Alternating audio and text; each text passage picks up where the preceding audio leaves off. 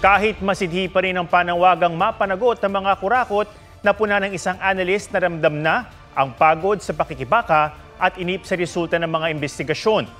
May ambag din ng korupsyon kaya sasablay raw sa GDP target ngayong taon ng Pilipinas. May report si Chino Gaston.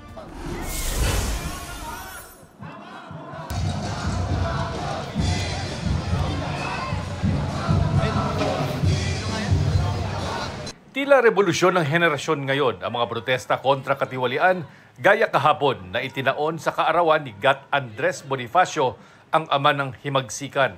Pero di gaya sa nangyaring pagsiklab ng karahasan malapit sa Malacanang noong September 21, hindi nagkagulo sa mga pagkilos kahapon na mahigpit na binantayan ng mga otoridad. 100% po na walang nasaktan, walang acts of violence, walang hooliganism, walang anarchy. Your cooperation, your orderly conduct, and your respect for the security guidelines greatly contributed to the peaceful outcome of the event. Kumpara sa anti-corruption rallies noong September 21 at sa mga pagtitipon din noong September 16 to 17.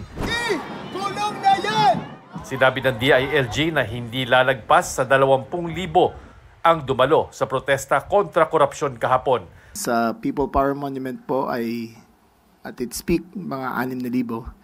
Sa Luneta ay 3,000. Sa Liwasang Bonifacio ay 1,000. 800 to 1,000. At its peak sa Mendiola on the first wave ay 2,000. And second wave ay 200. So meron pang ibang mga scattered all around Luzon and Cebu and other places. Ang bilang naman ng PNP, nasa 70,000 ang nakiisa sa iba't ibang lugar sa bansa. Iisa man ang sigaw sa mga kilos protesta mula pa noong Setyembre, may pangamba naman ang ilang lumahok kahapon. What scares me the most is this. Many are starting to forget why we are angry. And every time we stay quiet, corruption wins. And when corruption wins, yung mga nakaupo lang ang nananalo. Sila ang nabubusog. Sila ang nakakauwi sa mga mansyon sa Amerika.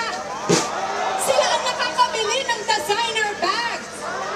Habang ang taong ng bayan lumulubog sa baha, sa utang at sa kahirapan, walang magmamove on hanggat walang nananagot.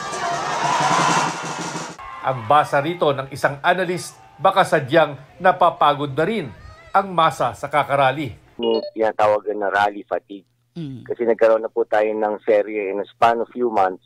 O kaya naghihintay sila ng konkretong resulta sa paghahabol at pagpapanagot sa malalaking pangalang ng urakot. Nakikita nila gumagalaw naman, nagre-respond din naman yung administrasyon. Kaya yung iba somehow siguro satisfied na. Pero hinihintay natin yung big fish. So far, ang mga nahuhuli lang po yung mga yung mga sapsap, mga tawilis at tilis. Kahit mga negosyante at dayuhang interesadong mamuhunan sa Pilipinas, nawawalan umano ng kumpiyansa dahil sa katiwalian sa bansa.